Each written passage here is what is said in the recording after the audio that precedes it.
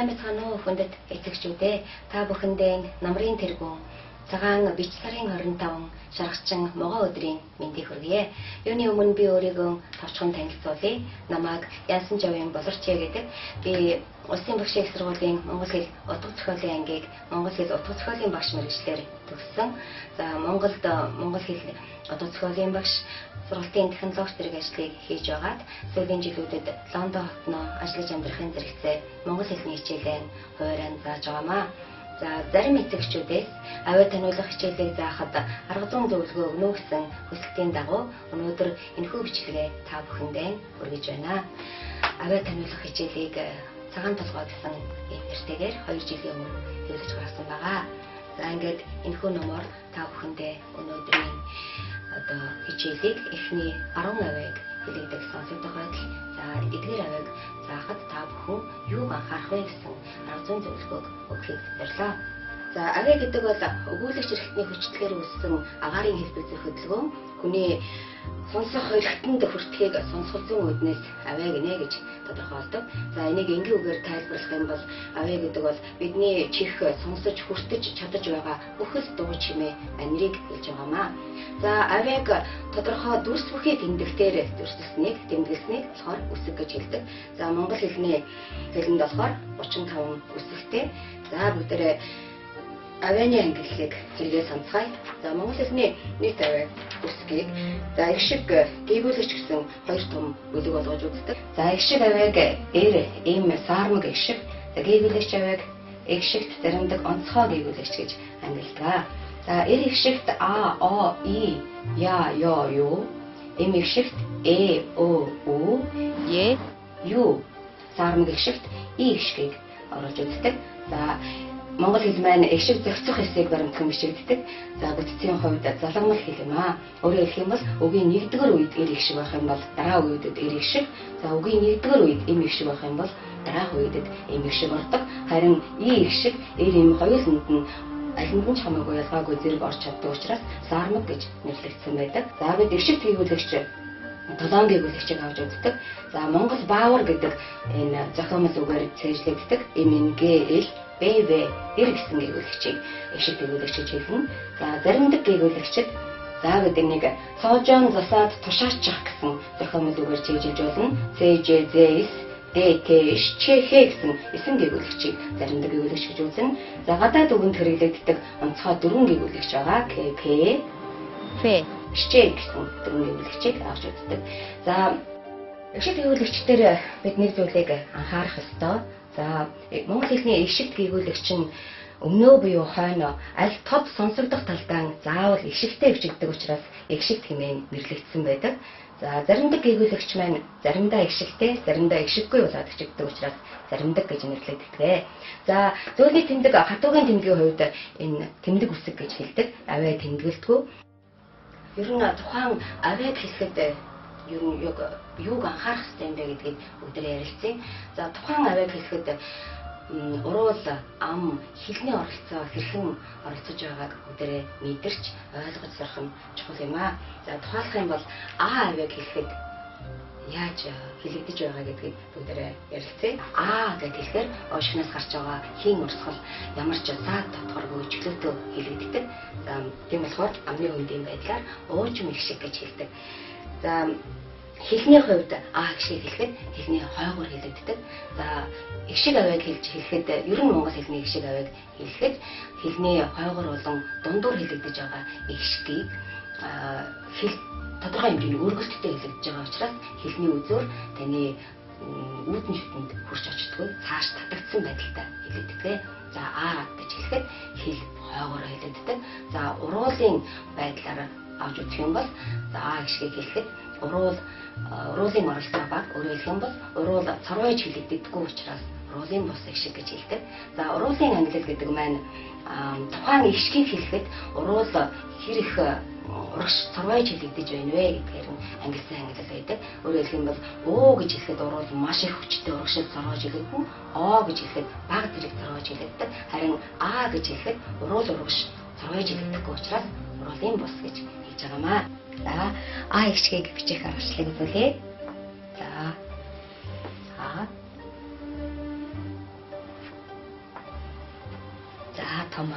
гიშгийг уншчихна. Жижиг А гişиг.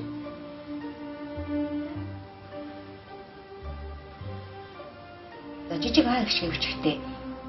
За гар дагуулаа харж байгаарай. Эндээс доош нь явахаар энэ доор ирж иж огцоо хийх хэрэгтэй. Тэгвэл английн D хэсэгтэй адилхан харагдах болно.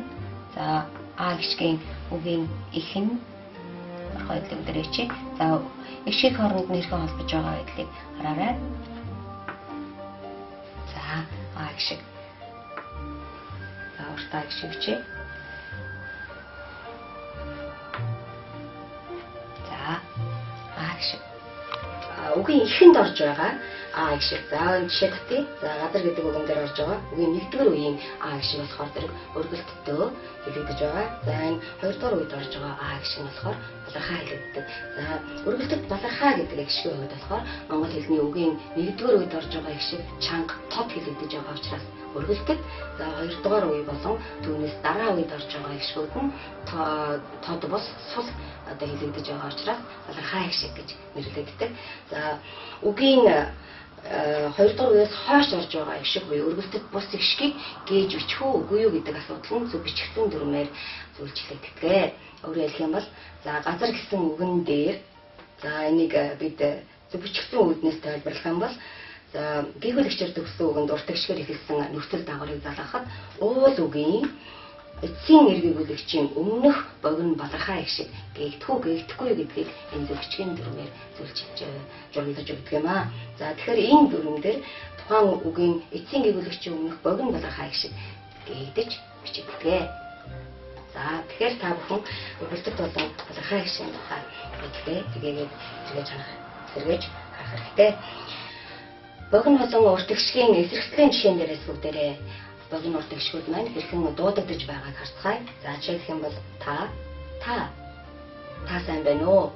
Аяыг та, онцгойг таагаарай гэмчлэн хэлүүлж сонсож сурах дасгалуудыг хийх ёстой юм байна. За агаар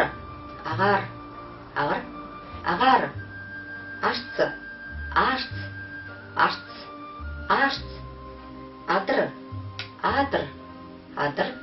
адар. За сайн хэлсэн үгүүдийг бүгдээр харцгаая.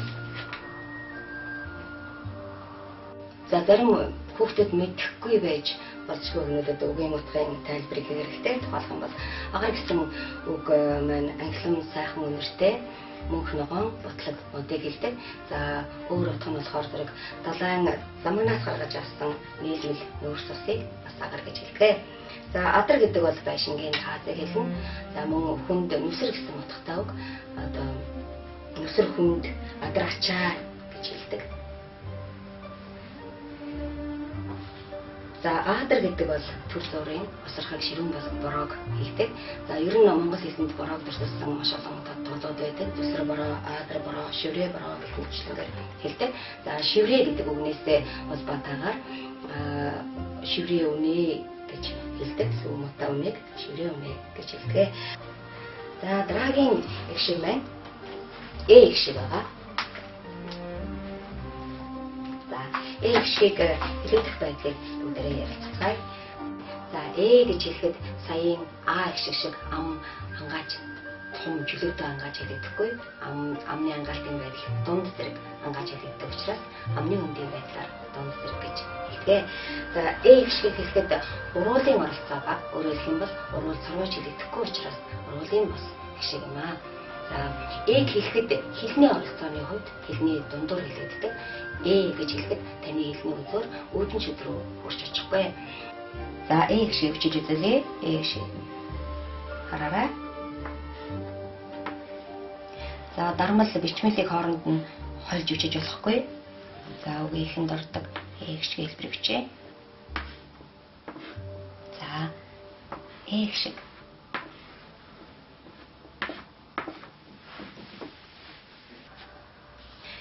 Бүгдээрээ энгийн нэрийн болон урт гişгэн дээрээс гişгийг хэрхэн дуудагдах байдлыг сонсцгоё.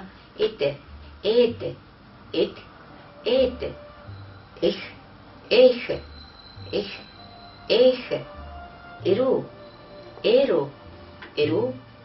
эрүү,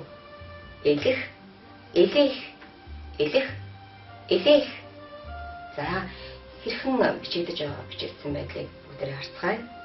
За эд гэдэг үг маань саргаалж мэд өөд цонхыг хэлж байгаа юм. За үүлэг утга нь болохоор зэрэг шингэн зүйлийн эсэлдэж хувирахыг эдэх гэж хэлдэг. За монголчууд эв эеийн хичээхийг ээдсэн хойно сүү болохгүй, эвдэрсэн хойно бүтэн болохгүй гэж мэтлэнгээр ярьдаг. И гişгийн тухай ярилцъя. За и гişгийг хэлэхэд амны ангаалтын байдлаар маш явцуу, маш бага ангааж хэлэгддэг. И гэж хэлэхээр бид амны өндийн зайгаар буюу амны өндийн байдлаар уйлтан гişг гэж хэлдэг. За и гişг хэлэхэд уруул сороож хэлэгдэхгүй учраас и бол уруулын бус гişг.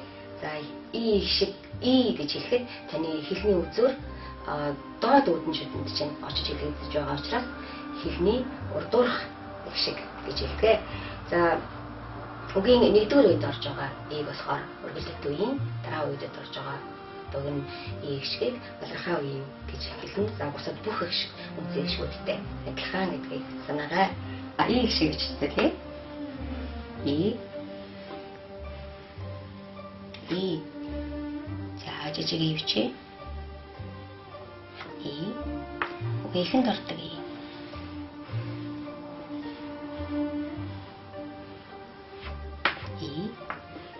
За дундаадаг дордог и гişгийг бичээ. За эрүүгийн и гişг бичээ. За эрүүгийн и гişг хэзээ ч үгээхэн дордоггүй. За ингэ бичээрэй. За богино болон урт гişгийн эсрэгслийн жишээн дээрээс бүгдээрээ и гişг хэрхэн сонсогдох байдлыг сонсгоё. Им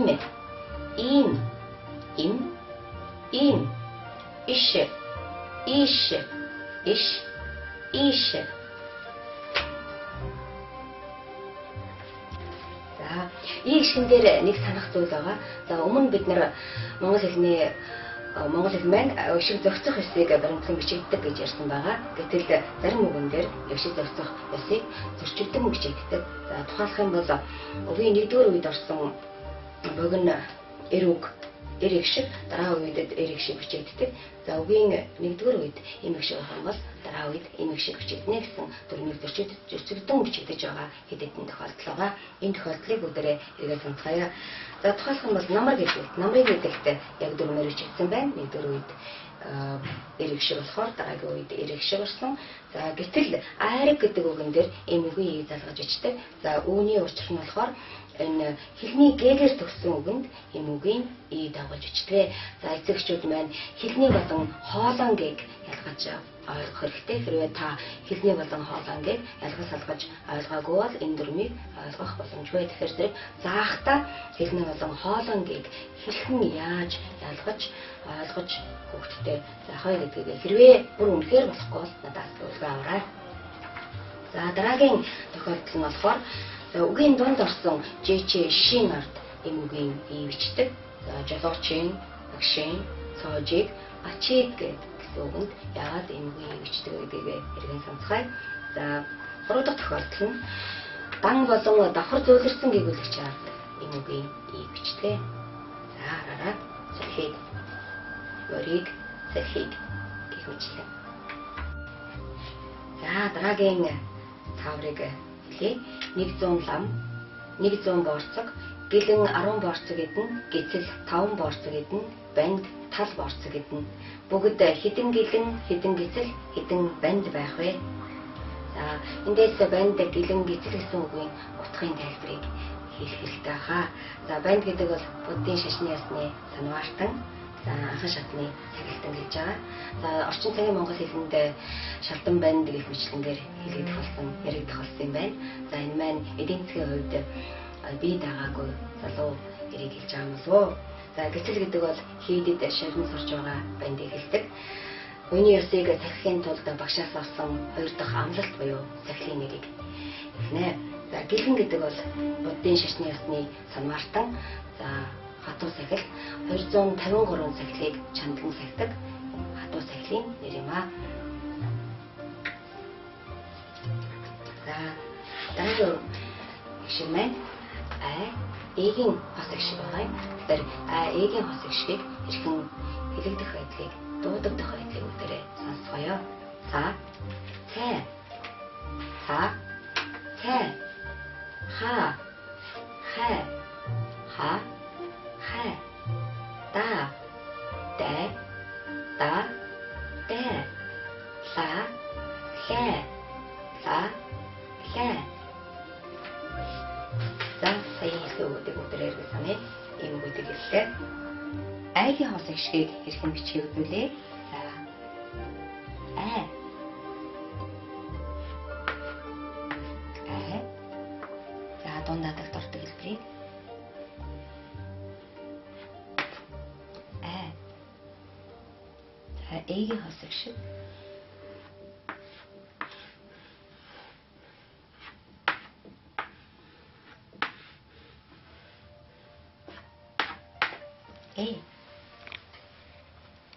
За, хаа гэдэг бол хоньны 70, богтос, буглаг 5 авирганы хамтаар байхыг хаа гэж хэлдэг.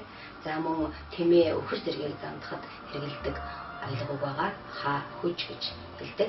За, хаа газар, хаа сайгүй гэхэд хэрэгэлдэг ийм утгатай.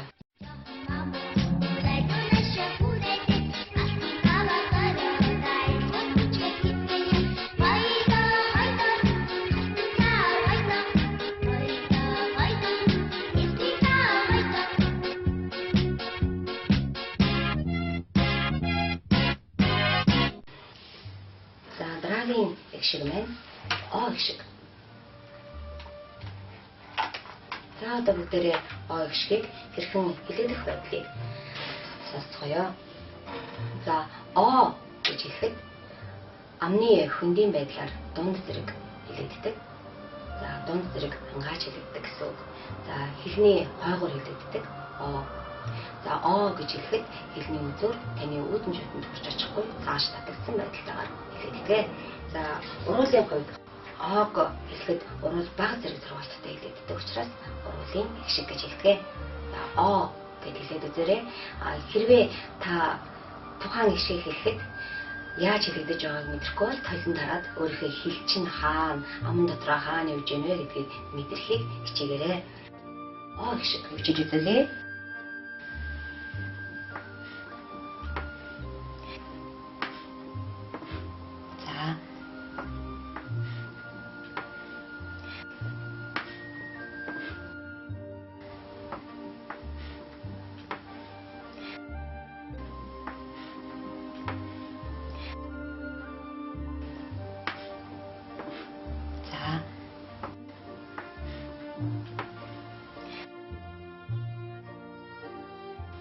Богино о болон урт о шиг хэлэхэд хэрхэн дуудагдж байгааг бүгдээрээ сонсгоё. Оч, оч, оч, оч, одон, одон, одон, одон. За, оч гэдэг үгийн утгын тайлбарыг өгье. Оч гэдэг бол уруулын доод хэсгийн дор байрлаж байгаа уруулын доод хэсэг газрыг хэлдэг. Өөрөөр хэлбэл нахаа гэж хэлдэг. Нахаад байгаа ургасан багахан хэмжээний сахал буюу нагал гэж хэлдэг. За, ооч сахал, ооч тавих, оочоо нэмрэх гэвчлэнгээр монголчууд хэлдэг. За, ооч гэдэг бол шингэн зүйлийн нэг балахтай тэнцэх хэмжээг бас ооч гэж хэлдэг. За, монголчууд ядуу зүдүү байдлыг хэлэхдээ ор хоронгүй, оочох, аяггүй гэж хэлдэг. Дараагийн эх шиг маань оо эх шиг. За, бүгдээрээ оо эх шигийг хэрхэн сонсогдох байдлыг сонсгоё. Оо. За, оо эх шиг хэлэхэд амны хөндийн байдлаар уйлдан хэлэгддэг. Өөрөөр хэлэх юм бол оо эх шиг хэлэхэд ам маш бага ангааж хэлэгддэг. За, уруулын байдлаар оо гэж хэлэхэд оогоос илүү хүчтэй урагш торгож хэлэгдэж байгаа. За, оо гэхээр уруулын эх шиг юм аа. За, хэлний хойгоор хэлэгддэг. За, үгийн эхний үед орсон, тэргүүн үед орсон үг өргөлтөд нэрийн богино эрэг шиг. За, нэгдүгээр үеэс хойш орсон эх шиг болохоор балархаа богино эрэг шиг гэж хэлнэ. За, уугийн оо шиг хэмжээ үзүүлээ. Оо. За, эхэнд ордог хэлбэрийг.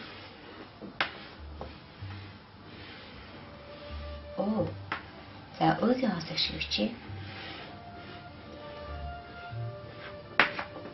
Ви. За 90 богино их шиг, энгийн урт их шиг болон ос их шигийн эзэрхтлийн жишээн дээрээс уу их шигийн хэрхэн сонсогдох байдлыг бүгдээрээ сонсцгоё. Уул, уул, уйл, уул, уул, уйл, уха, ух, уха, ух, ур, ур, ур, ур, улаа, улай, улаа, улай. За ур гэдэг үгэн дээр утгын тайлбар хий. За ур гэдэг бол гараар юм урлах чадварыг хэлж байгаа. За дараагийн нэг утга нь болохоор зэрэг хүн амьтны бие ургамалд гарсан, товёж гарсан ургацлыг бас ур гэж хэлдэг. За хацар дээр уртаа хүн модны ур гэх мэтлэнгээр монголчууд хэлдэг. За уур гэдэг үгийн утгын тайлбарыг хэлье. За уур гэдэг бол шингэн зүйлийг гаргахад халахад гарах нойтын хийг уур гэж хэлж байгаа. За уур хилэн гэсэн утгатай. За юмыг хийж нутаг болгодог савыг бас уур гэж хэлдэг. Сайны уур гэж бид ярьдаг. За уугол, уул төрлөг гэсэн утгатай. Уур Монгол, оор Монгол, уур минг, оор минг гэх мэтлэнгээр ярьдаг. За Монгол хүүхдийг төрөхөд ууцсан тус газар нь төрмөл минг, тэг хөх мингтэй төрдөг. За энэ нь өсгийн явцад хүүхэд хөлд ороход аяндаа алга болдог. За шинжлэх ухаанд Монгол толб гэж нэрлэгдсэн энэхүү мингний тухай асуудал өмнөг өрт эрдэмтдийн маш сонирхол татсан асуудлын нэг байгаа юм аа. За дараагийн үсэг маань өө их шиг байгаа. Өө их шиг бүгдээрээ хэрхэн сонсогдож хэлэгдэх байдлыг бүгдээрээ сонсгоё. Өө. За өө гэж хэлэхэд амны ангаалтын байдлаар буюу амны үндийн байдлаар дунд зэрэг ангааж хэлэгддэг. Өө. За өө гэхэд уруул баг зэрэг зургаж хэлэгддэг учраас уруулын нэг шиг гэж хэлдэг. За та бүхэн өө гэж хэлээд талент өөрийнхөө уруул хэл хэрхэн хэлэгдэж байгааг ажиглаарай. За өө гişгийг хэрхэн бичгийг үзүүлье. Өө. За жижиг өө. За урт гişгийг өөгийн урт гişиг бичээ. Өөгийн хос гişиг монгол хэлэнд байдаггүй.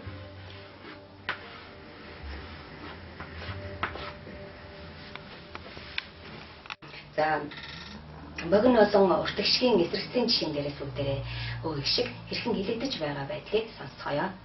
Өш, өш, өш, өш, өд, өд, өд, өд, өр, өр, өр, өр. За өө гişиг олон орсон хэл дэвшрүүлэх үгийг хэлж суръя.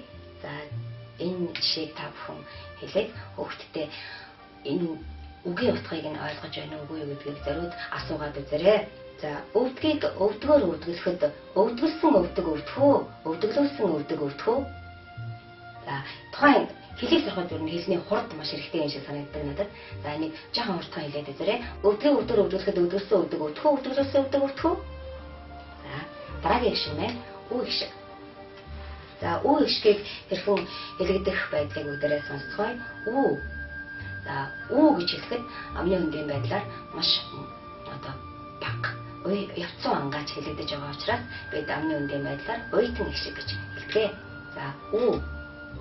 За үү гэхэд уруул цороож хэлэгддэг учраас уруулын гişг гэж хэлдэг. Ууг гэхэд уруул өө гэхээс илүү их хүчтэйгээр урагш цороож хэлэгдэж байгааг та бүхэн анзаараарай. Үү. За үү гişг хэлний хувьд хэлний дундуур хэлэгддэг. За нэгдүгээр үеийн үг болохоор үргэлжлэхэд дараа үеийн үг балархаа богино эмэг шиг гэж хэлдэг. Үү гişгийг бичиж үзүүлье. За үү. За богино үгсгийг бичээ. Үгсгийн эхний үгийн эхэнд ордог хэлбэр. Үгийн донд адагт орох хэлбэрийг үзүүлье. За үгийн хос гişгийг үзүүлье. За дунд адагт ордог хэлбэрээр бичлээ. За тэр үгийн эхэнд ордог хэлбэр бичих юм бол ингэж чинь.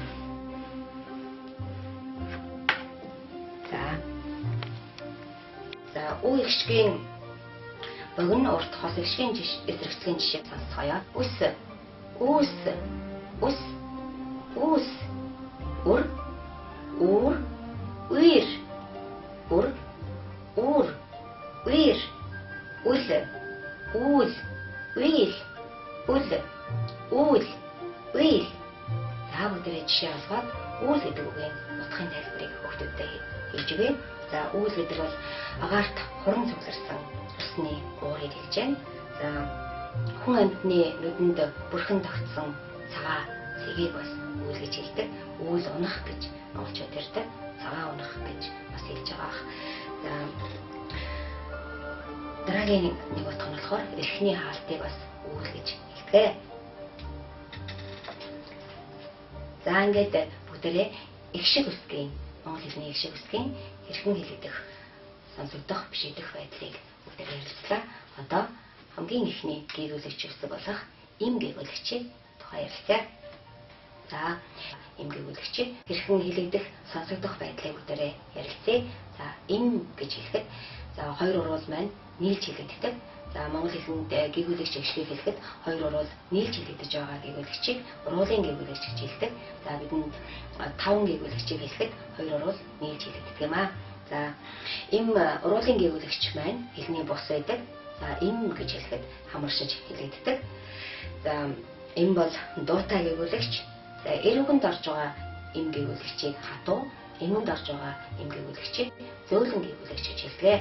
За өөрөөр хэлэх юм бол ам гэдэгт орж байгаа им хатуу гэгүүлэгч, ам гэдэгт орж байгаа им зөөлрсөн гэгүүлэгч, им гэдэгт орж байгаа им гэгүүлэгчийг зөөлөн гэгүүлэгч гэж хэлдэг. Бүгдээрээ их шиг үсгүүдийн үдсэн учраас одоо бид их шиг үсгүүдээр үйлүүлээд ма, ми, мо, му, муу гэд үе бүтээж чаддаг. За им гэгүүлэгчийг үзсний дараа эдгээр үгсүүдийг бид нэр уншиж бичих чадвартай болно. За энэ элементээр бичсэн эдгээр үгсүүдийг бид нэр бичиж сурах хэрэгтэй. За доор өгсөн энэ үгсүүдийг болохоор уншиж сурах дасгал гэж ойлгох хэрэгтэй. За өөрөөр хэлэх юм бол ам, им, мам, им, оо, эмээ, им, оо гэсэн үгүүдийг уншиж чаддаг болно. Им гэгүүлэгчийг бичиж үзүүлье. Им,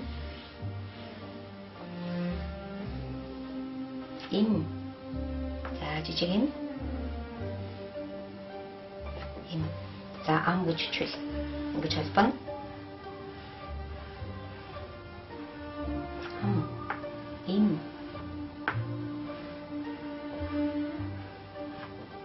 им.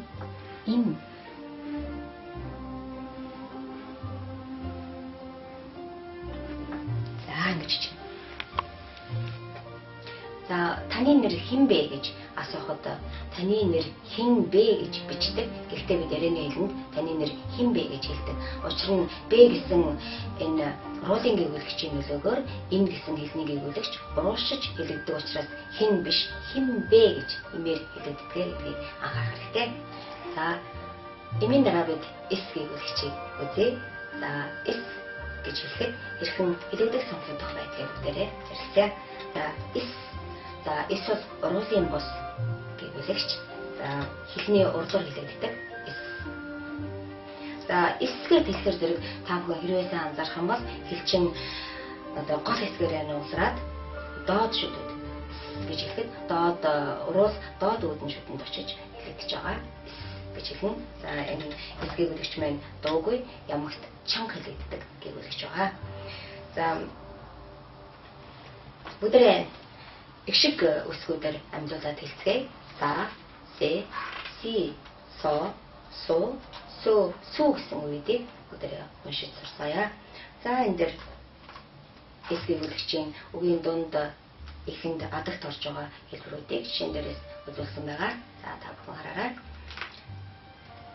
За элементийн бичсэн эдгээр үгсүүдийг бүгдээ бичиж сурах юм байгаа. За энэ дээр дарамтлаар бичсэн үгүүдийг уншиж сурах хэрэгтэй. За эс гэгүүлэгчийг чи эс жижиг. За үг бүтээж чи бүгдээ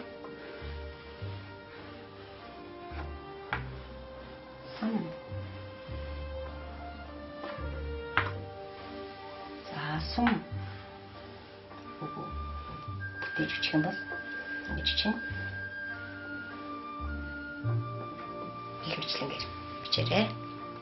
За эс гээгүүлэгчийг үзэж байхад зарим үгэн дээр хүүхдүүд ойлгохгүй гэж магадгүй. Тухайлбал бол саам гэдэг үгийг хүүхдүүд утгыг ойлгохгүй байгаа хаа. Тэгэхээр зэрэг саам гэдэг үгийн утгыг тайлбарлаж хэлж өгөөрэй. Саам гэдэг бол малын сүмний ерөнхий нэрийг хэлдэг. За сүүн гэдэг бол эрхий долоовор хорууг сунгаж татсан энэ хоорондын хэмжээг хэлж байгаа. За мухар сүм гэхээр зэрэг долоовор хорууг 2 дахь үеэрээ нуглаад эрхий хорууг тэнийрхсний хоорондын хэмжээг мухар сүм гэж хэлдэг. За өнөөдрийн үзэх 10 дахь авай байна. Эр гээгүүлэгч байгаа. За эр гэдэг гээгүүлэгчийг хэлэхэд ер нь нэлээд хэцүү юм шиг байгаа юм. Ялангуяа энэ гадаадд байгаа гадаадд өссөн хүүхдүүд эр гээгүүлэгчийг хэлж чаддаггүй. За ер нь хэлний үзүүр хэсэг тагнаан дэг хэсэгт хүрч очиод чичирч хэлэгдэж байгаа энэ гээгүүлэгчийг маш олон жишээн дээр тайлбарлаж олон дахин хэлүүлж сурах хэрэгтэй юм аа. За эр гэж хэлэхэд энэ бол эр гээгүүлэгч бол мэдээж уруулын бус байгаа. За эр хэлний урдуур хэлэгдэж байгаа. Дуутай гээгүүлэгч. За эр үгэнд орж байгаа эр гээгүүлэгчийг хатуу, эм үгэнд орж байгаа эр гээгүүлэгчийг зөөлөн гээгүүлэгч гэж хэлдэг. За үеэр их шиг өсгөөтэй дээр үе үсгээд ра ре ри ро ру гэсэн үеийг уншиж чаддаг болно. За энэ дээр загвар жишээ олгоод үгсүүдийг зурагтаа өгсөн байна. За бид хэлний тэмчигтэй үгүүдийг бичиж за энэ дарамт бичигтэй үгсүүдийг болохоор уншиж сурах хэрэгтэй. Эр гээгүүлэгч бичээ. Эр гээгүүлэгч биччинь. Эр. За жижигэр. Эр. За үгчээ. Сар.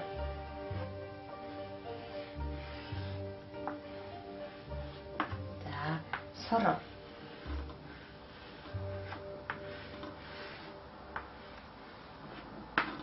Сор. За энэ дээр сур гэж биччихье. Сор.